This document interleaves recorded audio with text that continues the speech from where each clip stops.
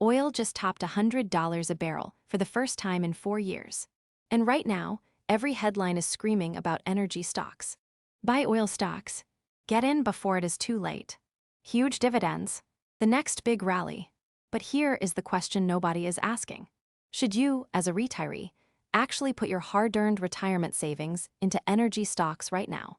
The answer is not what you think. And by the end of this, you will understand something most investors never figure out. Oil prices and oil stocks do not always move in the same direction. Stick with me here, because this distinction could save you a lot of money. Let me start with something that trips up almost everyone, including professional investors. When oil prices go up, most people assume oil stocks automatically go up too. And when oil prices crash, they think oil stocks crash with them. It sounds logical. It feels obvious, but it is only partly true. And that partly true part is exactly where retirees get burned. Here is why. An oil company is not a barrel of oil.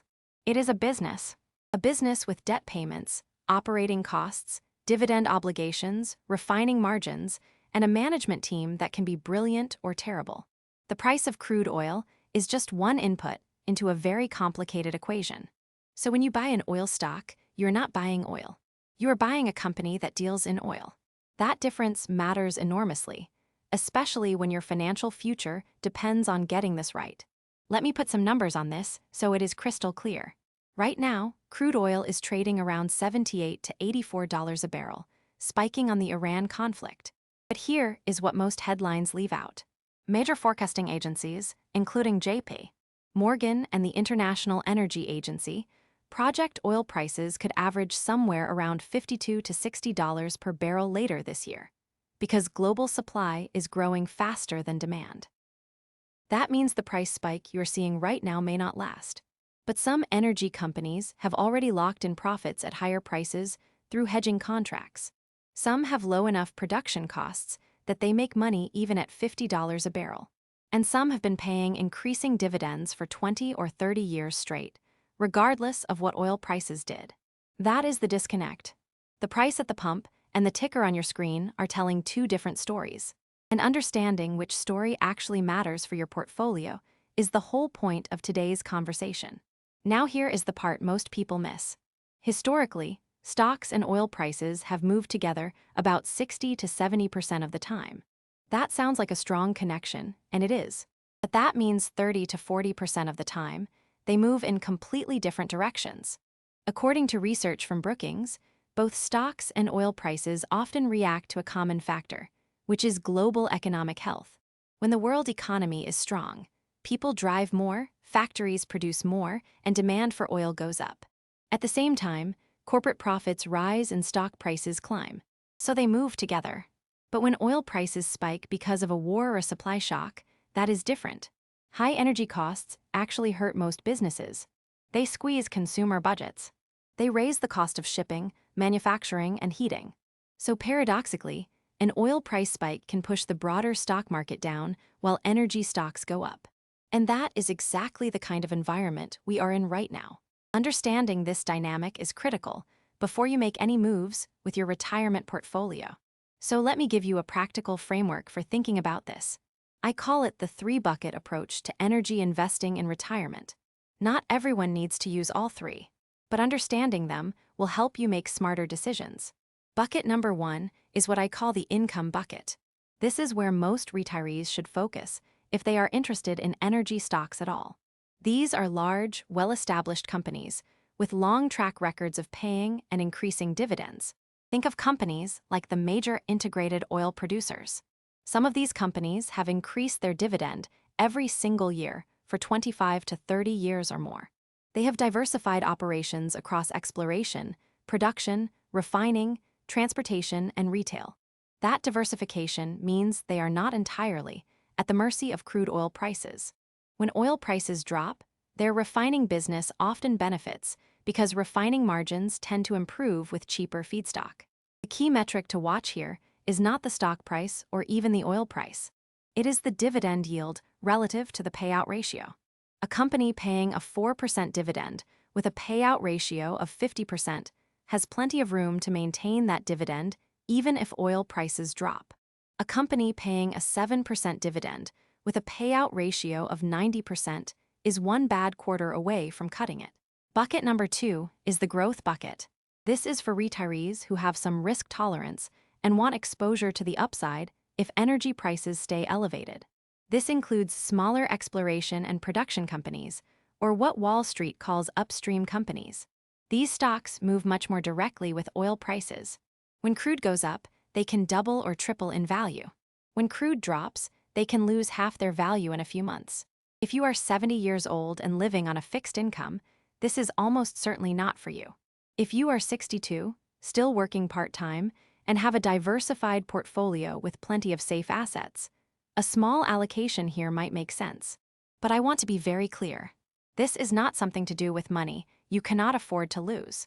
Bucket number 3 is the alternative energy bucket. This is the long-term play. Solar, wind, and battery technology companies. The world is gradually transitioning away from fossil fuels, and that transition creates investment opportunities. But this bucket is the most speculative of all. Many of these companies are not yet profitable. Their stock prices can swing wildly based on government policy changes, subsidies, and technology breakthroughs. For most retirees, this bucket should be very small or non-existent. It is worth being aware of it, but not worth betting your retirement on it. Okay, here is where it gets practical. Let me walk you through 2 scenarios with real numbers so you can see how this plays out. Scenario 1. Margaret is 71 years old. She receives $1,900 a month from Social Security and has $200,000 in her retirement account. Her financial advisor suggests putting 15% of her portfolio, that is $30,000, into a diversified energy fund that pays a 3.5% dividend yield. That gives her roughly $87 a month in dividend income. If oil prices stay high, the fund might appreciate 10 to 15%. If oil prices drop, the fund might lose 10 to 20%, but the dividend keeps coming. Over 5 years, assuming the dividend stays roughly steady, she collects about $5,200 in dividends regardless of what oil prices do. That is real money. But her portfolio value could swing between $24,000 and $35,000 during that time. The key question is whether she can emotionally handle seeing that $30,000 drop to $24,000 without panicking and selling at the bottom. And here is something else Margaret should think about. If that energy fund drops 20%, she does not have to sell. She can sit tight, collect her dividends, and wait for recovery. But that only works if she has enough cash and bonds elsewhere in her portfolio to cover her living expenses for the next 2 to 3 years without touching that energy investment. That is the golden rule of retirement investing. Never put money into volatile assets that you might need to spend in the next 3 years. If you follow that rule, a temporary drop in energy stocks becomes a minor inconvenience instead of a financial crisis. Scenario 2. Robert is 63. He is still working part-time and has $400,000 saved. He is excited about the oil price spike and wants to put $50,000 into a single oil exploration company that is up 40% this year. That company pays no dividend. Its profits depend entirely on oil staying above $70 a barrel. If the Iran conflict escalates, the stock might double. If it resolves and oil drops back to $55, the stock could fall 50%. Robert would be gambling $25,000 of his retirement on geopolitics. That is not investing. That is speculation. And retirees cannot afford to speculate with money they need. The difference between Margaret and Robert is not just age or money. It is strategy. Margaret is investing for income with a clear-eyed understanding of the risks. Robert is chasing a headline. And in retirement, chasing headlines is how portfolios get destroyed. The data backs this up. Energy stocks have outperformed consumer discretionary stocks by roughly 88% over rolling 12-month periods during certain cycles, which is the widest gap since 1989. But that outperformance can reverse just as dramatically. Timing the energy market is nearly impossible. What is possible is building a portfolio that benefits from energy exposure without being destroyed by energy volatility. There is one more thing that ties all of this together. The energy sector makes up only about 3 to 4% of the and P 500 right now. That is historically low. Some analysts argue this creates undervaluation opportunities because energy remains essential infrastructure for the global economy. Artificial intelligence alone is expected to drive massive increases in electricity and energy demand over the next decade. So the long-term case for energy is not going away. But long-term and short-term are very different things. And retirees live in the short term. Your grocery bill is due this month. Your Medicare premium is due next quarter. Your property taxes are due twice a year. Long-term investment theses do not pay those bills. Dividends do. Interest payments do. Social Security does.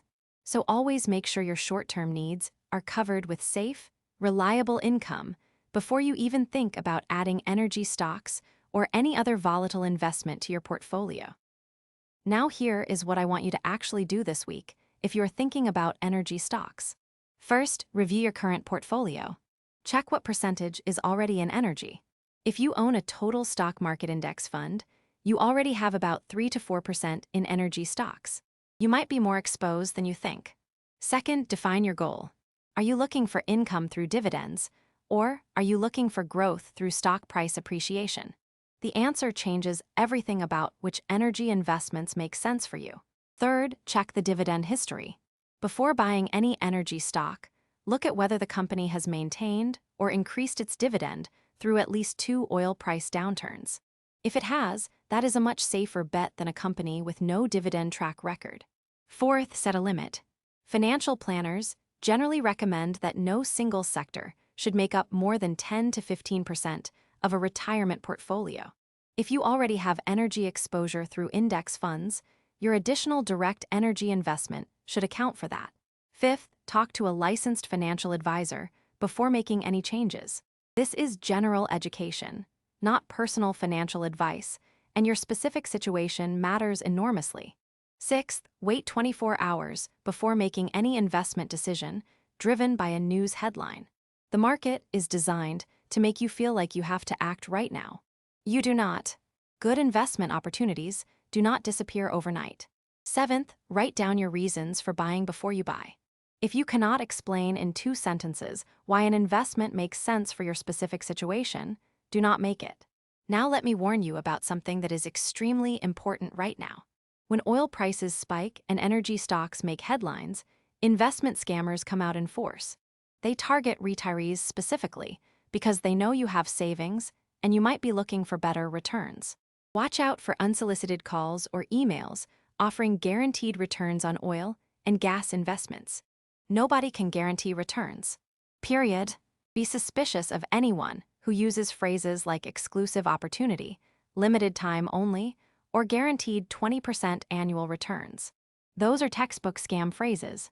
If someone claims to have insider information about where oil prices are headed, hang up. Acting on insider information is actually a federal crime, and no legitimate advisor would share it over the phone. Be cautious of oil and gas partnership schemes that promise huge tax deductions. Many of these are legitimate, but many are not, and the SEC specifically warns seniors about oil and gas fraud increasing after price spikes. If someone pressures you to move money out of your current retirement account quickly, that is a massive red flag. Legitimate financial planning does not require emergency transfers. If someone is pressuring you, say this: I need to discuss this with my family and my financial advisor before making any decision. Say this: please send me the full prospectus and registration documents in writing. Say this: I am going to verify your credentials with FINRA before we go any further. You can call FINRA's Securities Helpline for seniors at 844-574-3577. They exist specifically to help seniors verify investment offers. If you have already sent money to someone you now suspect is a scammer, call your bank immediately and freeze the transaction. File a complaint with the SEC at sec.gov. Report to the FBI's Internet Crime Complaint Center. And call the National Elder Fraud Hotline at 1-833-372-8311. Here are the 3 key takeaways from everything we have covered. Number 1, oil prices and oil stocks do not always move together, so never buy an energy stock just because oil prices are rising. Number 2, if you invest in energy as a retiree, focus on established companies with long dividend histories, not speculative exploration stocks. Number 3, when energy prices spike, investment scammers target retirees, so verify every offer independently before investing a single dollar. If you have family members who are retirees, here is how you can help. Sit down with them and review their current portfolio to see if they already have energy exposure. Ask them if anyone has contacted them about energy investment opportunities recently. You might be surprised by what you hear.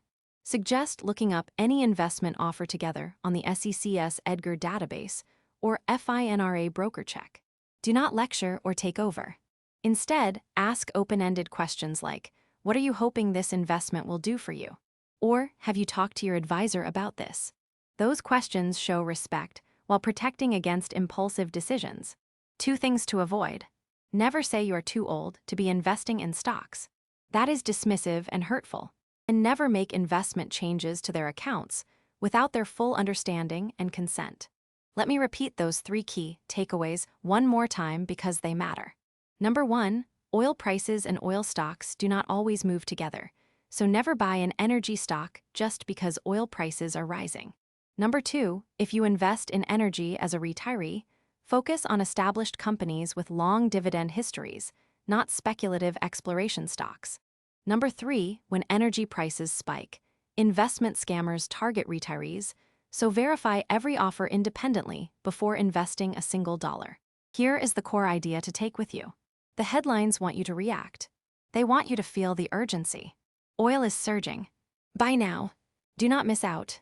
But smart investing, especially in retirement, is about understanding what you are actually buying. You are not buying oil. You are buying a business. And the best businesses in the energy sector have been paying their shareholders consistently for decades, through booms and busts alike. That patience and discipline is what separates investing from gambling. And your retirement is far too important to gamble with. This is general financial education, not personal financial advice. Everyone's situation is different, and a licensed financial advisor can help you with your specific needs. If this video helped you understand the relationship between oil prices and energy stocks, save it and share it with someone who needs to hear this before they make a big decision. Always verify any investment offer independently. And remember, the best investment decision you can make today might simply be the decision to slow down and think before you act.